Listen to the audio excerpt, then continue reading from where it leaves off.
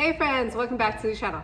Today I'm going to share Dave Ramsey's 7 steps to get out of debt, build wealth, and to secure your financial future. This method has been raved by many that have gotten out of $1,000 of debt, as well as positioned their life towards building wealth. So come with me, I'll share some resources at the end, and you can follow the step-by-step plan. Hey here, my name is Diane, and on this Mindful Munchkins channel, I provide strategies and tips on healthy living, personal finance, and building wealth to lead a healthier, happier, and freer life. Building wealth takes time, and one of the biggest hurdles to building wealth is bad debt. Consider credit cards, student loans, car loans, and private loans. In the United States, there's a big debt problem, and there's a number of reasons why this is the case, including our own relationship, behavior, as well as habits with money.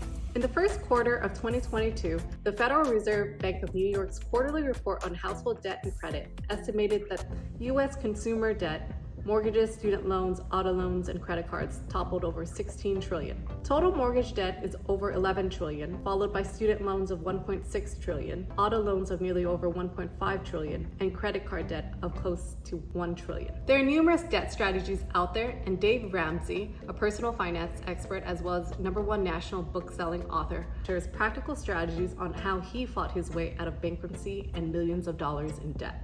His method is not an overnight process. It is a clear plan to get out of debt, manage risks, as well as build wealth in the long term. It's an approach to live a life with less stress, without the weight and burden of debt payments every month, and to take that time to invest and give back towards things you care about. Here are his 7 steps. In the first step, Ramsey recommends saving $1,000 for a starter emergency fund. This is really just a start, as $1,000 probably won't go very far, but it's a starting point to cover those unexpected life events that we can't plan for. In the second step, you tackle your debt payments with the snowball method. In this method, you start by listing all your debts first, except for your mortgage. This includes your car payments, credit cards, student loans, and private loan payments. You make minimum payments on everything regardless of interest rates, but the smallest one. Then you take your smallest debt payment and tackle it with a vengeance. Once that is paid down, you take that payment and put it towards the second smallest debt and making minimum payments on the rest. The snowball method is a popular debt payment strategy, and if you're interested in other effective strategies, check out my other video here where I talk about different debt strategy methods. In the third step here, once you have paid out all your debts, you would go back to your emergency fund and start filling it up. Experts suggest you should have anywhere between 3 to 6 months of an emergency fund. And in the event that you have to pull out from your emergency fund for unexpected related expenses, you have to make sure that you replenish the funds between 3 to 6 months before you move on to the next step.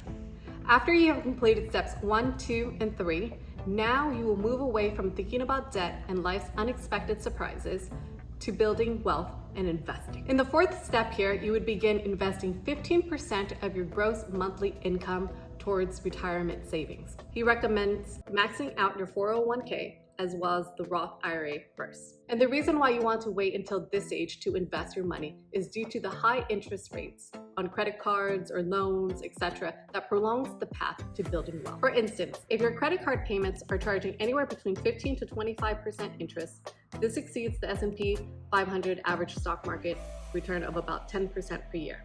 And while 10% is the average market return, returns in any year are far from the average, considering in the short term, the rate is reduced by inflation, where investors can expect to lose anywhere between 2 to 3%. In step 5, once all the debt is paid except for your mortgage and you started to pay yourself first through retirement savings, the next step is to pay for your kids' college funds. And you can start here by investing in a 529 or an ESA, an educational savings account. Now we're here in the 6th step. Your mortgage is the only thing between you and complete freedom from debt. In this step, you want to pay off the mortgage as fast as possible, or at least get to 20% of the down payment of the home. Otherwise, you need to pay for private mortgage insurance. Private mortgage insurance protects the lender in the event of a foreclosure. However, this adds a lot to your monthly payment. He also suggests considering a 15-year fixed mortgage APR instead of a 30-year fixed APR due to the significant interest payments accrued over the 15-year difference. And within those 15 years, he recommends paying off the mortgage as fast as possible. Can you imagine a life without house payments? And in the 7th and final step, this is the funnest step of them all, is where you invest and give your money away. The extra money that you have, you invest as well as give back towards projects, initiatives, and companies you believe in. And this is the stage where you can fully build your wealth. And now you might be asking, how do I get out of debt completely, build wealth, especially if I'm not making high income? He suggests that the key is to live frugally right now, have a budget, find side hustles, and to put your financial genius on to immediately get out of bad debt and build that emergency fund. And in the medium to long term, in my opinion, consider different ways where you can earn higher income by developing your skills. At the same time, also consider different ways on generating passive income to build wealth. So let me know what you think. Comment below. If you like this video, check out my other videos where I talk about different personal finance strategies, building wealth, and passive income strategies. Thank you and see you again.